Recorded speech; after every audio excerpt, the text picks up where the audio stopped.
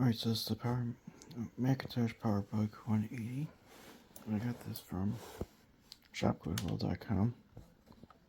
It's got, I'm not sure how much memory it has on here. Sorry, I closed the lid.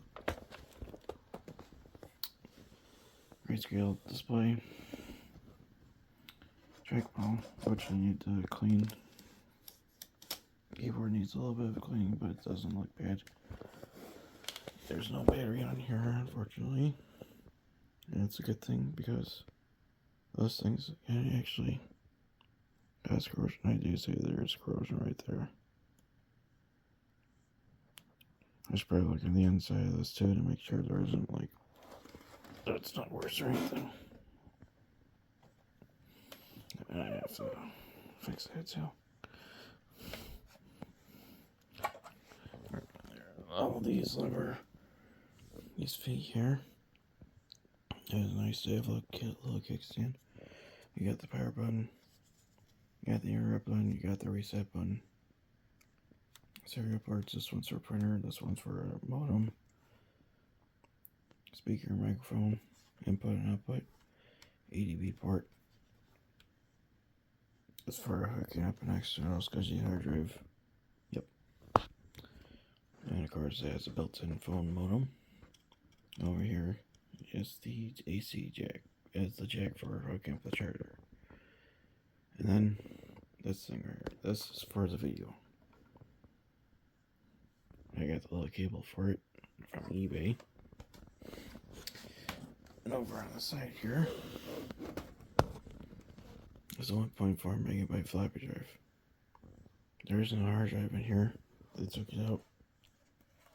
They're selling the system because that's what they're supposed to do because of data and privacy concerns. So I'm going to take these little two screws out right here.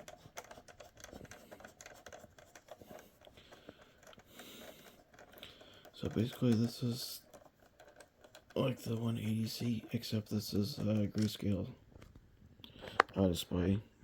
It does, however, support color display output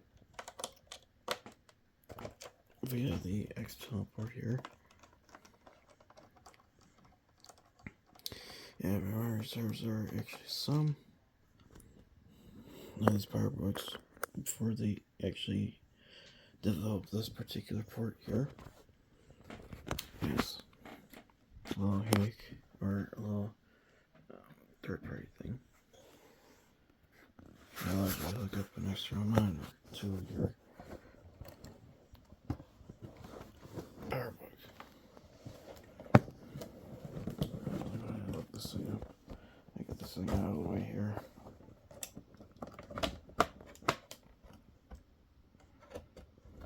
Which I'll show you the inside too.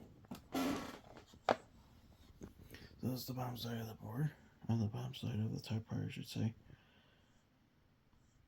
That's the display ribbon cable. And the clock battery here. Speaker. The trackball itself.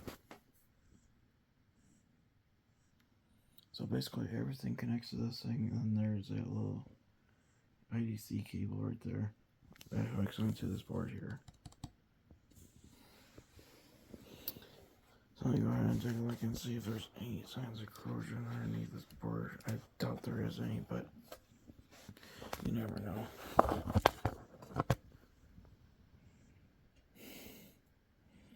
Actually, it doesn't look bad. Looks like it has some RAM expansion on here, so this thing must have 14 megabytes of memory on here. It's got a 68030 processor with the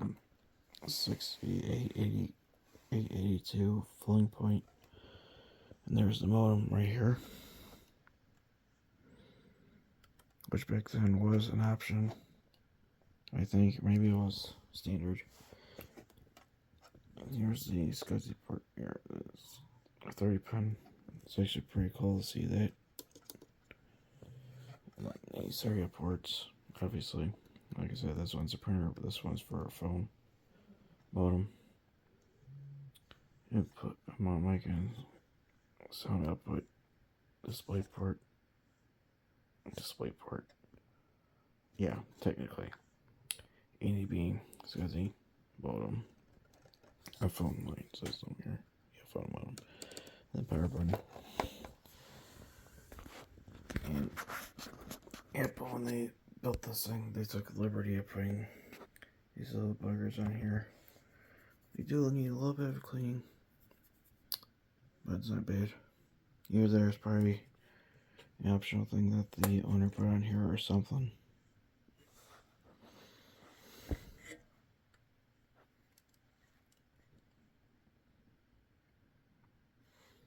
So that's where that sander goes into. It goes into right here.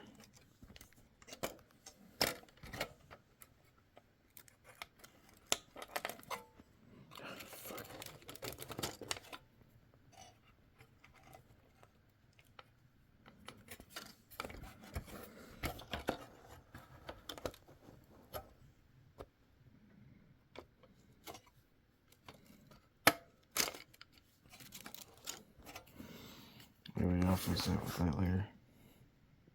I'll show you a power up sequence in a moment here. I just have to put the thing back together again. Alright, I'm going to show you guys how this thing operates here. Like the charger out.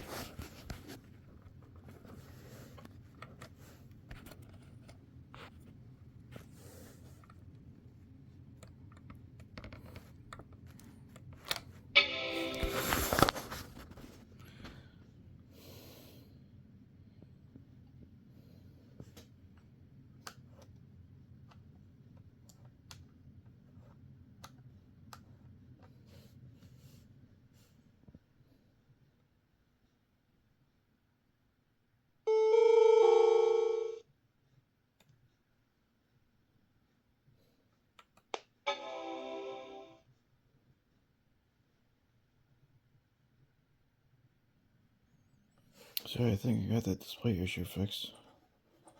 And look at that, the trackball is kind of working.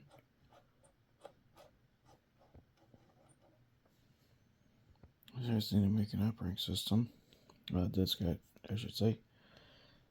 Do a real test to make sure that it is actually working.